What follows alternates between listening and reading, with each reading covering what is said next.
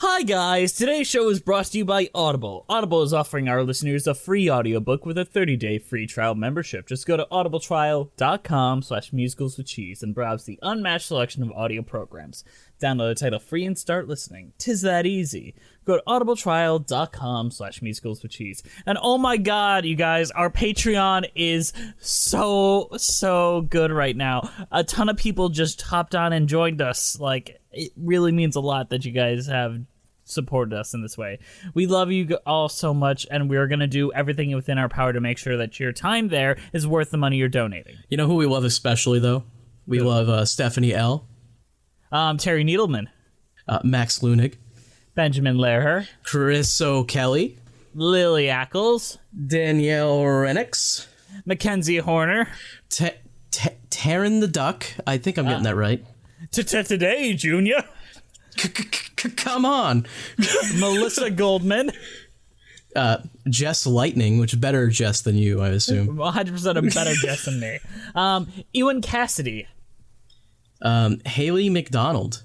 And they are all incredible people that are helping us and getting a lot of perks. In fact, by the time you hear this, I believe there should be a Patreon commentary for Joseph and the Amazing Technicolor Dreamcoat, which I am super excited for. We have not done it yet, so I haven't seen it yet, but I've hear it is the cheesiest musical in existence. Is what voted on by the Patreon. So if you want to vote on future commentaries and be involved in us, they're getting a lot of cool things that you normies aren't. So come on, join them.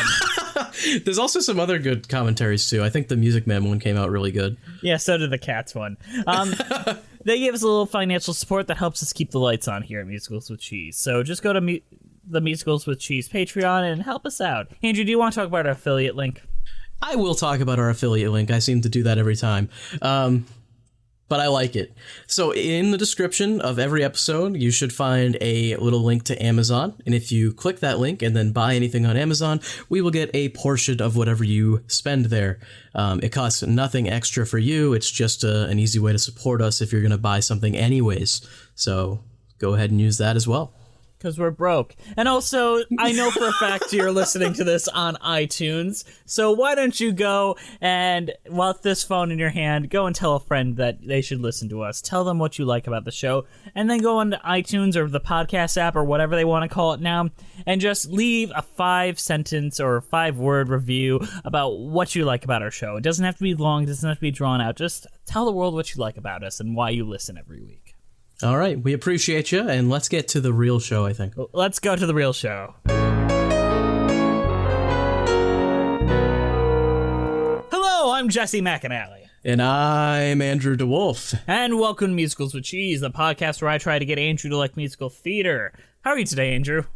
I'm doing all right. I mean, I just rented this place. It's my mics might sound a little different. I just rented a place in the woods. And then Jess just randomly calls me and we start recording the podcast, and I'm a little bit upset he didn't call ahead. In case you didn't know that setup, today we are doing Paul Gordon's brand new musical, No One Called Ahead. I'm no one special, just a follower who's following trends. I'm no one special, just an ordinary guy with few friends, in a light cashmere coat that I got at half price, cause the sales girl was nice. No One Called Ahead follows Ben as he seeks a weekend getaway, but gets more than he bargained for when he receives a series of visits from several astonishing women from the great beyond. This darkly comic romance with a contemporary pop rock score explores how life can change in an instant. For this artist, alone in the woods, with his entire life on the line and his potential still undiscovered, the answer proves not to be what he expected. It was written by Paul Gordon, who is one of my favorite and underrated musical theater composers. He's done musicals I love, like Jane Eyre. I did a video review of that many years ago. I love that musical. And Daddy Longlegs, which is my ice cream musical that is just a feel-good, like, I turn that on when I'm feeling sad musical. And Daddy Longlegs are scary, though. Like, you got the big... Well, the thing is, she just sees a guy and she thinks he looks like a Daddy Longlegs, so she calls him Daddy Longlegs. Are you sure she's not calling him daddy and he has long legs? That is not incorrect. But this specific production was filmed and produced by Apples and Oranges Studios. Apple and Oranges Studios in collaboration with Streaming Musicals. Honestly, they're starting up this brand new Broadway HD type program where they film and produce and release film stage musicals, and they ensure that everyone gets paid. So unlike the subscription service side of Broadway HD, where it's really hard to figure out who gets paid, since you're buying it, the specific musical, royalties can be divvied out properly. So that's great. I think that's fantastic, and you can learn more about that in the interview. It's also neat to find interesting musicals like this one that are not so well known. I'm assuming this has probably never been anywhere near Broadway, so... Nope. And this isn't the first one they've done. The first one Streaming Musicals and Apple and Oranges did was Paul Gordon's Emma, which also was well received. But Paul Gordon is also notable for having the first live musical ever streamed to a theater. So that was Daddy Longlegs. So I imagine he probably saw how well that worked out and thought, I could do this. Like, this is the way to see musicals. And that's awesome. That really is awesome. Yeah, I mean, it's not easy to find live showings of musicals. I mean, let's just be honest here.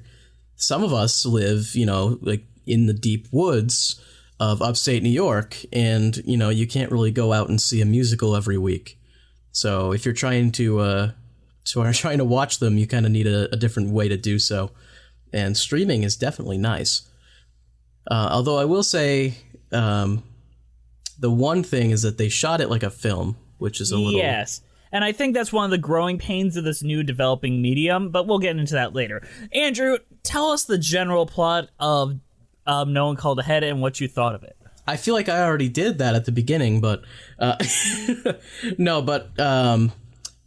basically, the main character, who is an artist that has never shown his art to anyone, as we discover, goes into the woods or something like that. He's in the middle of nowhere. He rented a place on Craigslist, and he gets visited by a bunch of ghosts because he's going to die. And as we find out later, his girlfriend is poisoning his drinks, his protein shakes. And that's the basic plot, I feel like, unless we want like a full description. As you said before, it's very Christmas Carol, Ghost of Christmas Past type. Yeah, I think I said that the first time we recorded this. And it is very effective in doing this. Although I'm not quite sure the message came about. One of the issues I think I found with this idea of going right to streaming musicals, instead of going through the previous process and all that, is you have a lot less people viewing it and critiquing it before you get there, so you can much more easily have a finished product that might not have been as finished or polished as it would have been if it had attempted for Broadway. But as we now know, that not all musicals are destined for Broadway, nor should they be. It's almost like a demo version, it feels like, as you said exactly, there just wasn't enough critique to remove some elements that aren't as strong as others, or to strengthen elements that would really be the foundation of the whole show. So you kind of get a bit of a muddled message where it's obviously, well, not obviously actually, that's kind of the problem. It's supposed to be a dark comedy, but you don't really get that until near the end. And I assume on second or third viewing you might have a better appreciation of some of the jokes, but at the first time watching, they sometimes fall flat. And I'm not sure it's falling flat because the jokes are bad, but more because it is a performative, on a stage, they're on a stage performing, and there is no audience interaction. There is no applause at the end of a song, and there is no laughter at a joke, despite there being a pause for laughter. It's a lot. I had moments where I was flashing back to say those edits of Friends with a laugh track removed, and how or Big Bang Theory with no laugh track. Yeah, those jokes probably would have really landed for me personally a lot more if I had the audience guiding me, as opposed to just pause for a laughter that never comes. Maybe this is an argument for canned laughter in this case. I don't think canned laughter is a bad thing. I never have, though. It's not necessarily a bad thing. It's in how it's used. You know, if it's used as like, here's a bad joke, but we put canned laughter so it's funny, then yeah, that's not good. But if you have an actually good joke, but it has to have that laugh afterwards, it's in the way the joke is told. Mm-hmm. And I think everyone in here, like, you got Ann Harada, who is known for Avenue Q and is very good, but the jokes don't land because you don't have that theatrical reaction. Because, yeah, this is a film, but they're still performing theatrically. They're performing to the back of the house. Well, they're performing to the camera directly. Yes. And as I said in Fiddler on the Roof, I like it when they talk to the camera, and that's fun. But when you're performing to the camera, it's a little bit different. But these are, I feel like, are growing pains of a new developing medium of filming musicals. Like, yeah, these are not necessarily problems with the show. It's problems with the medium that the show is being told in. Yeah, and it's fun kind of to pick apart those and just it is. I know it sounds like we're just tearing it apart, but it is fun to pick apart those. The content of the musical, I think the songs are all stellar. Like, they're all really good. I don't think I remember one being like really bad or anything like that. Paul Gordon's got a good track record with that. This is the first solely original book Paul Gordon has ever written, though, if I remember correctly. Everything else he's worked on, he's worked with John Carrad on Jane Eyre and a bunch of other things, Daddy Longlegs. And this time it's kind of him on his own, and usually he's based on like a book like Jane Eyre, Emma, or Daddy Longlegs. And this one he's kind of coming up with original content. And I'm starting to think that he does a good job and it's really admirable, but I still think he might have needed another voice in there to like differentiate between the songs and the lyrics to more define those characters, because you do have very specific characters. Like Ruth is a very specific character, but a lot of them tend to sound a bit the same, like Jane, and especially the females. Like, the actors bring a lot to it. Jane of Arc and Penny Lane have similar character themes a lot of times. It reminds me a lot of the Marvel movies, how they're all a little too quippy, that they kind of sound the same. Yeah. Especially in, like, the Joss Whedon films. Yeah. And yeah. No, you're right. I think you're right about that. Absolutely. And I also feel as though some of the characters don't get enough time. Mm-hmm. Like Jane of Arc. I guess we have to kind of get into the characters a little bit. All right, Jane of Arc is... Jane of Arc is one of the main characters after Ben. I guess we'll talk about Ben first. How about you go ahead? Okay, so the show opens with Ben. He comes in, he has a conversation with a poster of John Lennon, and then he gets a call from Jane of Arc. And the premise is that all these women who come and see him are undiscovered artists or individuals, much like himself. And Jane of Arc is Joan of Arc's undiscovered, unappreciated sister. Yeah, which is a bit of an odd choice, considering Joan of Arc is not an artist.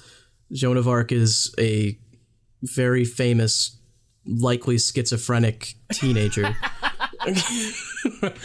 Who got burned alive. Yeah, so, I mean, I wouldn't necessarily call her an artist. But Jane of Arc... I don't see how a sibling would see them as being overshadowed by her. Yeah, I mean, I guess she is more famous, but do you really... Would you want to be famous for that? I mean, I'm pretty sure I wouldn't. And the actress performing Jane is so good, and she's very well performing. But the thing is, she's not on stage enough where you feel like she has a presence where you understand why Ben would have such this fixation on her. Yeah, Ben gets infatuated with her. As like a love interest, and it's weird because she only shows up about 2 times, and then 3 times. She's third a big time Mac. Where she's someone else, right? Yeah. Jane shows up twice, and then she comes back as someone else. You know, like, wait, are you Jane? Or are you someone new? Which, if someone said that to you, you would have to look at them and maybe leave. I have a bit of an issue with that trope to begin with. the like Wizard of Oz, like, you were in my dream type thing. It's You like, were there, and you were there. especially if it's the love interest. Like, if you wake up and the love interest from like the 1800s that you dreamt about is suddenly there in 2019, like, oh, is that just your reward? You get someone that looks identical but has none of the same experiences as this person you thought you were into? You know, I think Endgame handles this the best, where new Gamora is not the same as old Gamora, okay? Spoilers. Spoilers, heavy spoilers. Actually, Bill and Ted handles it the best, where they go back in time and get the people, get the princesses and bring them to the future. I think Ellie Kemper is playing one of the princesses in Bill and Ted 3. Fun fact. Really? Oh, they're actually bringing the princesses back? I'm happy about that. They've changed actors in every film. Yes. George Carlin can come back, though. Unless they Peter Cushing him. Which they should not. They should not do. And then after Jane disappears, Penny Lane. Penny Lane comes in. Named, so we didn't really talk about this. John Lennon, big theme in this.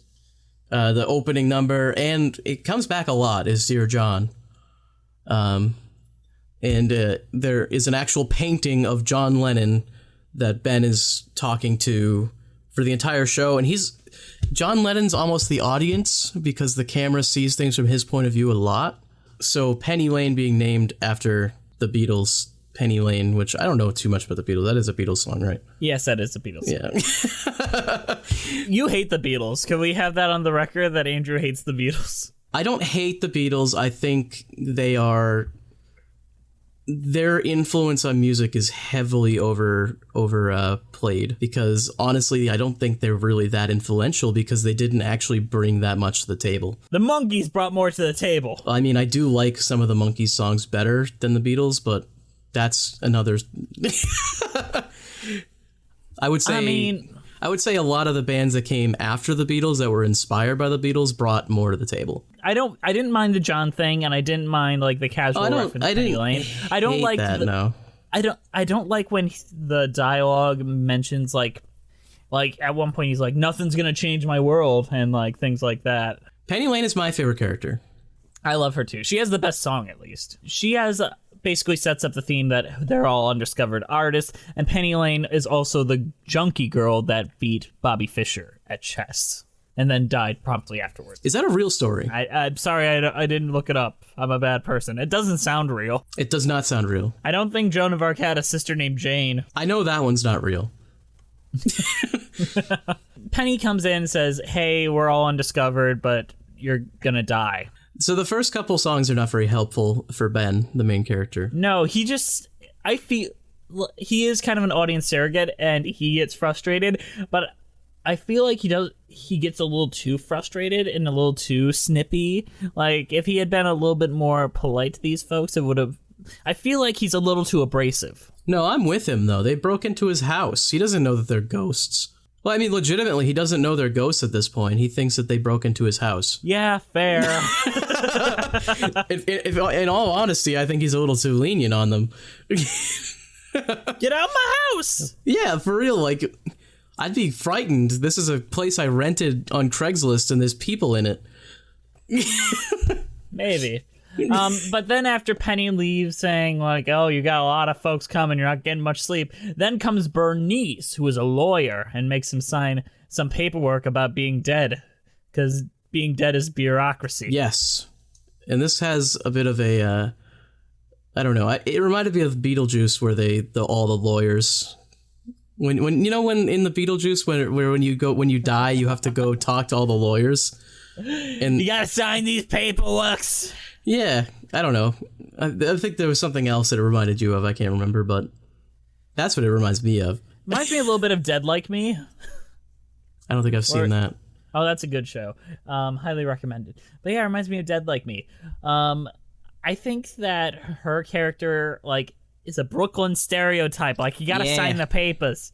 You're being poisoned by your girlfriend. Yeah, I like her. I like her too, but she also has one of the most baffling lines in the show that makes me like, all right, what side is this show on? Where she's like, Ruth might be poisoning you, but she's a good person. Yeah, and they never even come back to that, really. It's like that line exists, and then when Ruth does show up, she just sings a bunch of villain songs. Like she is like a Disney villain. Yeah, it's like, and it's great, but I'm like, wait, Bernice says she's a good person. Yeah, I thought she was gonna be like, oh, I had a good reason and I'm misguided, but like, no, it's just like, oh no, I wanted to kill you because I wanted to steal your art. You see, I didn't understand the tone. I did not understand the tone of this musical until Ruth came on. I'm like, I got it. I get it. Everything sucks. And it's funny. And that's great. I love like nihilistic, like dark humor. I just didn't get it until then. I think the problem is it's too hopeful at the beginning. At the beginning, you think this could be Dear Evan Hansen. Yeah, no, you need to like, I think there needs to be something that crushes him just immediately. I think. We need something dark to happen. Yeah. Maybe John Lennon should have shown up and been like, your art sucks, kid.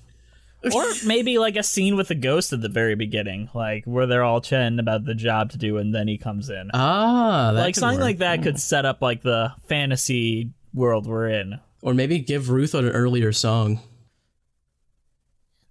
Or make her more than just like the answering machines. Like, I know we hate Rent so much, but we could do an answering machine where she has like, what are you doing, babe? Like, drink your protein shake. Like, something like that. Something. Oh, Jess is coming up with a song right now.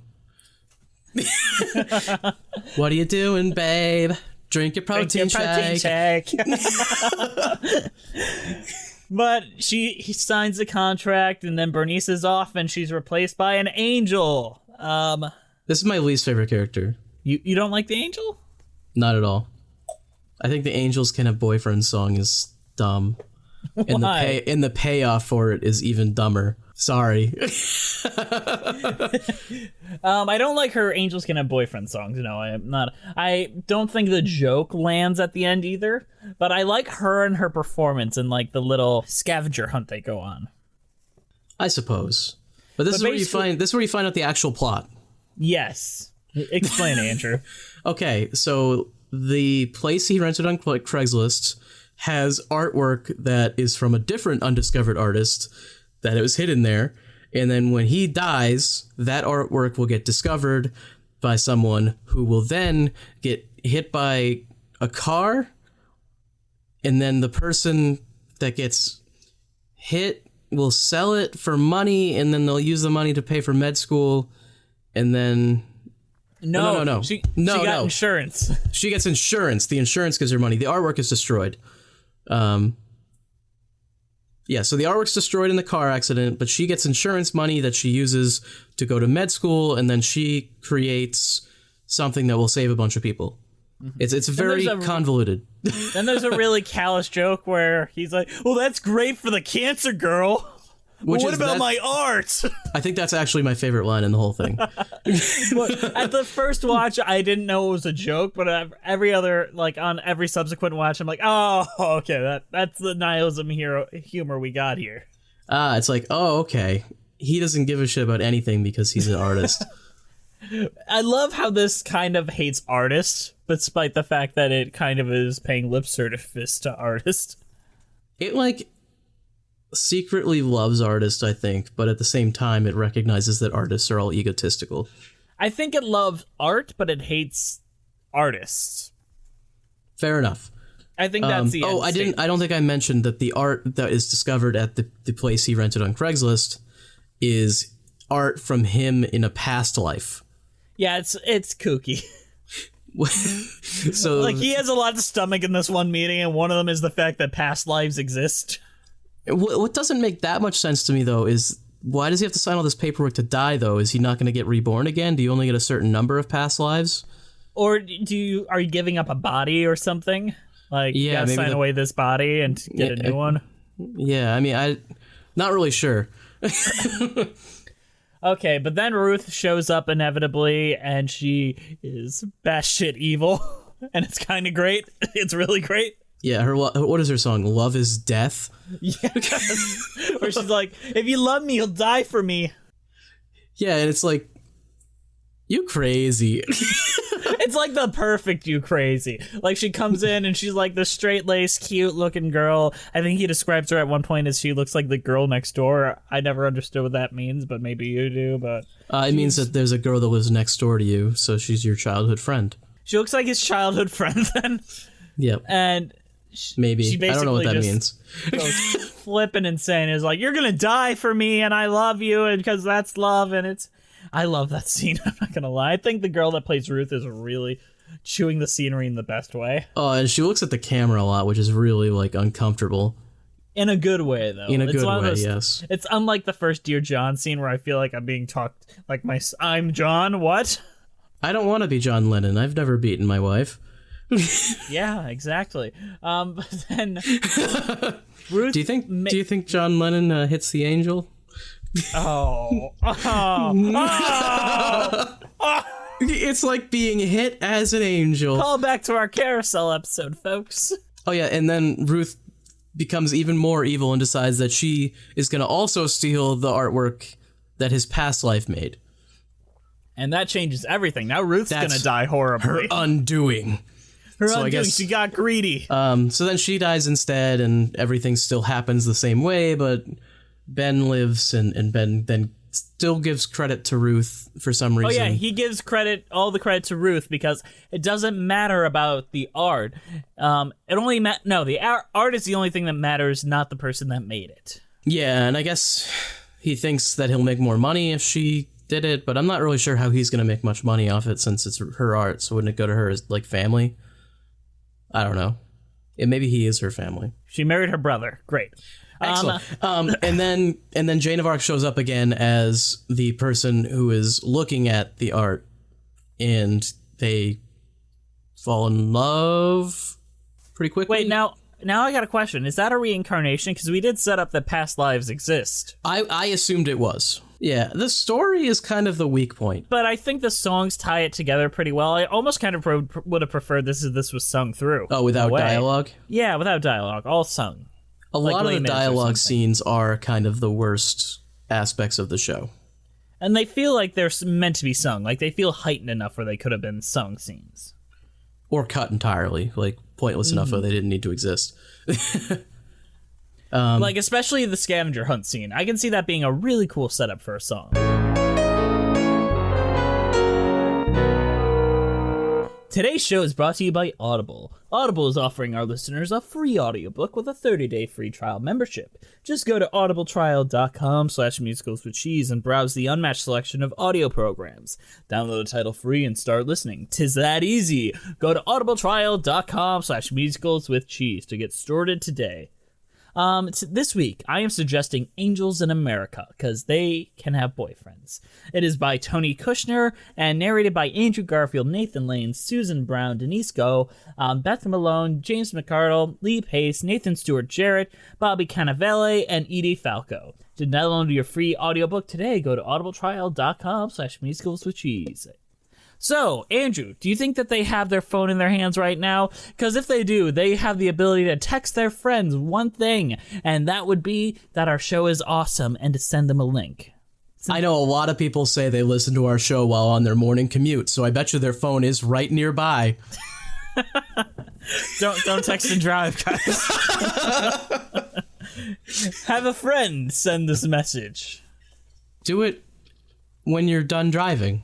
Or speech to text. That works. Tell Siri, hey. You don't have to do that, though. Speech to text can be still dangerous, Jess. All right, let's get back to the show, guys. Dear John, is there something I'm missing, dear John? I just can't make sense of it, John. What more could be flawless? You are the Eggman, but I'm not the walrus, dear John. Dear John. Dear John. Dear John. Probably So the most recognizable song in the whole show because they sing it a lot. Yeah, it is reprised quite a bit. This is a song to John Lennon from Ben asking basically, like, What's it like to be an artist? Well, I wish I could be you. That kind of. As someone who's not a huge fan of John Lennon, I'm not sure how I feel about a worship piece on him. Ben literally has a shrine set up to him, and that's what he's singing at. So it's a little awkward. But as far as if it works for the character, the song is nice, and I mean the melody is obviously catchy enough. We've sung it how many times this half hour? It is stuck in my head for weeks and weeks because Paul Gordon is really good at that songwriting thing. It feels a lot like a Dear Evan Hansen, Be More Chill type song, which is unlike the rest of his work, which is very much in the past, which is interesting to hear. It does also set up the main character very well right away. And he's an artist that wants to be discovered, like John Lennon. He wants to change the world like John Lennon did. Man. Where's my weed? It did kind of do all the Andrew triggers right at once. Like he's a stoner that can't find his weed and he worships the Beatles. Yeah, and he wants to change the world with music. Art. It is weird that a painter is worshiping John Lennon, I will say. But painters don't have many people to worship. Who are you going to look up to? That guy that cut his ear off? George Seurat, I hear he lived a pretty fine life and didn't abuse any wives. Is that the guy that splatter paints? No, he's blue, blue, blue, blue, blue, blue. Oh, right. I don't think he existed. No, I'm just kidding. That was the second George that didn't exist. My name is Jane. I have a story, a sad, sad story. My name is Jane, and no, my life is not well known, not like my bitchy sister Joan. Let me explain. My name is Jane, Jane of Arc, Joan's unrecognized, saintlier little sister. Let's talk about My Name is Jane. Song-wise, it's fine. I can remember the main line of it, the "My name is Jane" or whatever the heck, and then he sings it again. Mm-hmm. I don't like his reprise. I know we're supposed to. His reprise is a bit weird, just because he doesn't know her very well. So it's like, why are you singing about her? We know that her name is Jane, and her song elaborates more on what she's been through in her story, and the fact that she has a story that no one cares about. I like that. That was a really good setup of a theme. Yes. What do you think of the song itself? I'm curious. I think it's really relaxing to listen to. It's really mellow, especially coming from Dear John, which is a little bit more of I wouldn't call it heavy rock, but a little bit more of an intense, less mellow rock. Whereas this is a very mellow, calming, and I think the actress really performs it well. The undiscovered, so many of them, the undiscovered, what a waste. Discarded and misplaced. Let's talk about the Undiscovered, because I like this song. I love this song. This one's a bit more of a smooth type of... I don't want to say jazzy, because it's not really jazzy. It's like a staccato beat, bum, bum, bum. Yeah. It's an upbeat song that isn't alternative rock. The vocals feel a little jazzy. Just because she has kind of that smoky rock voice. Yeah. I like it. This is probably, I want to say this is my favorite song in it, I think. I'm going to agree with you. It's the only one that feels like it's made for that character. Whereas The Angels Can Have Boyfriend and every other song feels like it could have been interchangeable between the rest of them. This one feels like, all right, this belongs to Penny Lane, it belongs to the time period she was in, and it belongs to the character type of this junkie from the 60s. Exactly. Yeah, because this one has an actual feel that is really specific to the type of character that is singing it, which is really good to have in a musical. Yeah, you should. The songs can't be interchangeable. You can't just give Valjean a song and then throw it to Marius and make it the same song. Andrew Lloyd Webber. Yeah, I'm talking to you. Oh, shit. He's getting called out right now. Yeah, meet me outside the school. I'll fight you like Joe Biden fought Donald Trump. Dude, he will kick your ass. Andrew Lloyd Webber. Yeah, absolutely. He'll stick his cats on me. Dude, no, he would kick your ass. I'm looking at you right now. Yeah, you're drinking your bottle of piss. I'm looking at you. He would kick your ass. I'm wearing Jess is wearing a Hawaiian shirt right now.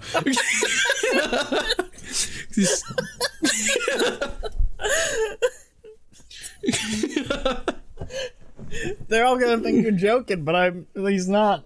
I'm wearing fucking a Hawaiian with stripes, which is like the worst. Yeah. No, like you're not beating up Andrew Leber. It's not happening. I'm no one special, just a follower who's following trends. I'm no one special, just an ordinary guy with few friends, in a light cashmere coat that I got at half price, cause the sales girl was nice. No One Special is something we didn't actually mention when we were talking about the story, which I think lyrically this song is probably one of the better ones. Yeah, lyric-wise, or at least it really could have been. I think it still is. I mean, I think it could have been played better, but it still works very well. Andrew and I thought up a pitch of how we would have done it if we were given like this set of songs in the story. And we would have put this as his I Want song very early in the show, but where he's saying, I'm no one special, but he obviously thinks he's someone that's fucking great, but he's just kind of like self-deprecating. And then by the end, when he says it, he has that discovery. So we have like a much more clear arc.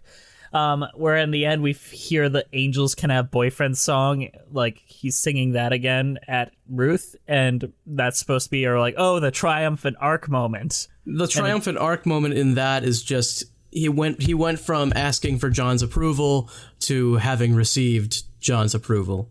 Yeah, that's the basically. Arc. But I think that a better arc would have been him going from this like secretly egotistical person who self-deprecates to someone who actually believes that he's not really that special. And I think it's a bit more of a catchy song than Dear John. As much as I like Dear John, I feel like it's setting up a joke more than it's like setting up a character, if that makes sense. It almost is a gag because they don't reveal that he's singing about John Lennon until near the end of the song. So I think like he's like, I'm no one special, I just make paintings that no one else can do. Like, yeah, something like that, where like I'm better than everyone, but I'm not special because, you know. Yeah. And then by the end, when he calls up Ruth and we finally realize he actually understands, I'm no one special, sure I can do this, but it doesn't matter that I can do this, the art is really all that matters, which would have cemented his arc a little bit more. Song wise, what do you think? Like I like music? the song. I like this one. I hum it a lot. And I know I shouldn't be judging by hummable melodies because Sondheim will crucify me. But I do like the song. It is really effective. And I just think it could have been more effective as an I Want song and then a payoff I Want song. I would say if a song is catchy, there is some value to it. All right. Love is death. Now love is death. And yet still you could forgive me if I just kiss you one more time. And though it's clear you will not with me, I hope that you'll forgive my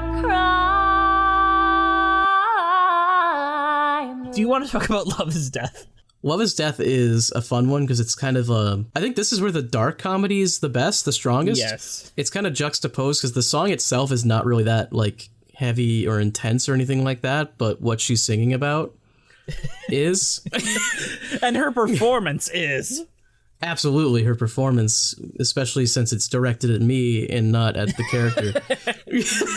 Like, you feel the crazy eyes. Like, it's intense, and like the way that she physically moves her body around, like, it is terrifying in the best funny way. Yes. What do you like about this song? What's your... I love the beat. I love the payoff, like, because they're building up to this Ruth character, and you kind of want to bang when you see her. And I was afraid she'd come in and be like, oh no, I'm so sympathetic. And like, no. And she's like, love is death. Yeah, I mean, she's just dancing around about, I'm murdering you and stealing all your shit. Like, proud of it. And I thought, oh, that's so refreshing. I loved it. I like the evil villains. Sometimes it's nice to not feel bad for the villain, to just be like, yeah, I hate this person. But I wish that we had something a little bit on level with this early on so we knew what to expect. I think if we had started with the Angels getting ready in Ben's apartment before he comes in, we'd be able to understand like the tone ahead of us a little better. Maybe they should have done it as a film, and then the opening scene with the overture is her putting poison into the drink. Yeah, or something, like some kind of setup for her. Yeah. But I love that song. I love that entire scene up until she leaves. Oh, and one other thing. Angels can have boyfriends. They can all have boyfriends. Just because they're winged doesn't mean they can't get zinged. Angels can have boyfriends. Lots of loser boyfriends. Just because they're divine doesn't mean the world's not in decline. There's no grand design. What do you think of the music on a whole, like as a orchestration, things like that? I think the orchestrations are great. And I got to learn a little bit of how they did this, and I'm not sure if this is the best way to do it, but I think it was effective, so I guess it was. So what they did, on the set or on the stage, they would just have a piano track that they would sing to. Okay. And then they would mix the orchestrations over top the performance. So it wasn't actually sung with the orchestration, it was sung with a piano. And I think that the voices kind of reflect that. I think in sometimes it works really well, like My Name is Jane, but It can definitely work with the softer stuff, but I think what it can also do is songs where it gets more intense, the vocals may lack some of the intensity because they don't recognize how loud they need to be. Yes. And I feel that specifically with songs like Talking to the Dead, where he's like, the orchestrations are asking more of the vocalist, and the vocalist is like, and I am talking to the dead, while the music is like, rah, rah, rah, rah, rah, rah. That's one way to describe it, I suppose. We are official, very clear speaking individuals here. We know what we're talking about. Give us money. Well, knowing that, it definitely is actually interesting, and it kind of makes you look at some of the songs a little bit differently as far as like how the vocals are sung, and maybe thinking about like it may have limited the vocal range a little bit in some of the songs, just not knowing how intense they needed to be. And now that I'm thinking back on it, yeah, I mean, it's not bad. Like I think the Les Mis movie has it much good, worse.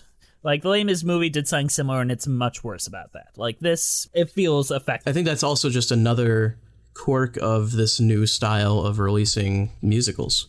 Yeah. And we are going to have those, like, growing pains, like, as this develops. Like, I'm so happy it exists, but finding what the growing pains and what works and what doesn't is how we make this perfect. Because I'm excited. I love this. I love this a lot, dude. Yeah, and so I'll say, we had quite a few complaints, although I think we also had quite a few things we did like about this as well. So, like, what would be your overall thought on, like, would you recommend this? Would you... I want people to go and download this, buy it, rent it, only because I want them to do more. I love Paul Gordon's music. I have loved almost everything he's done. I really like this. I think this probably is a better cast album to listen to than, say, a film to watch. Like, I would rather he had done his Jane Eyre, because I think that is a very much a perfect thing in and of itself. Whereas this, I feel like the fact that he developed something new, he had less time to figure it out before the filming and all that began. And so this kind of feels a little bit like, ooh, you're almost there. It's almost there, but not quite. And that is frustrating. It's actually much more frustrating than something like Dear Evan Hansen, where it's just not good and not doing it for me, where a lot of this is doing it for me. I love the ideas. A lot of the ideas are good, but it's just short of the finish line. I'm like, no. It just feels like some aspects of it are definitely, especially story-wise, and there is some aspects of the music that probably could be improved as well, but mostly story-wise, it's underdeveloped. But I still, I would recommend seeking it out because I like this way of releasing, and I think it helps a lot with smaller musicals that want to get made and really don't have an avenue to do that at the moment. This would be something that they can do. And honestly, the music is actually pretty decent for it too. So it's not like it's just a bad musical, because it's not. It's just a little bit underdeveloped. Mm-hmm. How would you rank this among like other very similarly styled musicals like Next to Normal or Be More Chill, Dear Evan Hansen? I'd probably put it a little bit below Be More Chill. Mm-hmm. But above Dear Evan Hansen and Next to Definitely Normal? Above Dear Evan Hansen, just because Dear Evan Hansen basically has a lot of the same problems this has, but it's like fully complete and it has won awards and shit. So it's like, this is something that they've absolutely workshopped and completed, and it's still like, why is this so bad? Whereas I don't think anything in this show is bad, though. Like, the thing is, nothing here is bad. And that's kind of another thing that bothers me. There's not a single bad thing about this. There's just things I like that I want expanded more. I would rank it probably around Be More Chill. And I think Be More Chill has a similar feel as far as, like, they kind of have fantasy-type elements to it. Similar styling of music in a lot of places. And references, modern references, yeah. Having complicated ideas that aren't fully developed enough. Both of them have that going on as well. And done by people I think are extremely talented, and I'm just excited to see what they do next, because Paul Gordon, who wrote this, is involved with the musical, filming musicals as well as Apple and Oranges, so he's going to be directly responsible for a lot of new musical content that we're going to have, and that's fantastic, dude. Like, we're getting more easier to access musicals from Broadway talent. I'm just so excited that I'm about to burst out the seams. Jess is really excited. He took his Hawaiian shirt off. He's so excited. Don't lie, it's still on. But you know what else gets me excited, Andrew? Hearing your cheese rating. What is your cheese rating for No One Called Ahead? My cheese rating for No One Called Ahead. Why don't you do your cheese rating, and I'll figure out what my cheese rating will be. So my cheese rating for No One Called Ahead is Saint Angel Triple Cream, because angels can have boyfriends. It's a velvet rope for your taste buds. Happy-go-lucky meets refined and traditional. And that's kind of how I describe this. It is both very bright, bubbly, and still very traditional in its musical theater style. I very highly recommend you go and download this right away. It will be in our description. All right, Andrew, what is your cheese rating and thoughts? You know, I got very little for this one. I'm gonna give this a Swiss cheese, because it's a good cheese that I actually Swiss is actually one of my favorite cheeses in real life. Just as a throwing that out there, but it is full of holes because it is an incomplete cheese. But it's still very good. The cheese you have there is very tasty. You know what else is pretty tasty? Audible. Today's show is brought to you by Audible. Audible is offering our listeners a free audiobook with a 30-day free trial membership. Just go to audibletrial.com/musicalswithcheese and browse the unmatched selection of audio programs. Download the title free and start listening. 'Tis that easy. Go to audibletrial.com/musicalswithcheese. Wow, that was a lot of fun. That was a great podcast. Please download us on iTunes, Spotify, Stitcher at Musicals with Cheese. Please leave us some reviews on iTunes. We really want more reviews. Our goal is to get to 100 views by the end of this year. So if you guys could help us out with that, we'd really appreciate that. How many are we at right now? 43. Ooh, we're almost there. Almost halfway there. Almost halfway there, so you can get us fully halfway there. Check us out on Twitter at Cheesy Musicals. Our Patreon is at Musicals with Cheese. We got a lot of wonderful things coming up. We're recording a Jason and the Technicolor Dreamcoat commentary that'll be up there soon. I'm actually super excited for that. And I also really, really enjoy our Music Man and Cats ones that we've done. And there's also, you can watch like 3 hours of Jess get wasted out of his mind for the Tonys. Our Instagram is Musicals with Cheese. Our YouTube page is Musicals with Cheese, which I believe we are posting something today as well, possibly. If I was able to get off my ass this week, there's a video up there right now. Yeah, excellent. And our email is musicaltheaterlives@gmail.com. Also, do we want to promote our website? I mean, you did just create it. I don't see a reason why we wouldn't promote it. So we officially have an official website, www.musicalswithcheese.com. It is a one-stop shop for everything that we do. I am really proud of it, and I think you guys should start sharing it around, showing other people. I think it looks actually really good. I think Jess did a great job with his web development skills. Mm-hmm. And there you will find merch coming up. We're about to be selling some merch pretty soon. I'm really excited about that. Andrew's less excited about that. I'm excited about merch. What do we have? You don't know yet. It's a secret. Tell us what you guys would like as merch. Our title card was created by Jolene Casco. Follow her on Instagram at Jolene Casco. All right, you guys. Also, you might notice that we have a new intro composed by our amazing co-host, Andrew DeWolf. How do you like the sound of that? I think I brought the tempo down like 30 beats per minute, but Yeah, and you also didn't hold it out as long, which I'm a little pissed about, but that's fine. that's no problem. Well, let's hear that intro. We'll see you next time on Musicals with Cheese.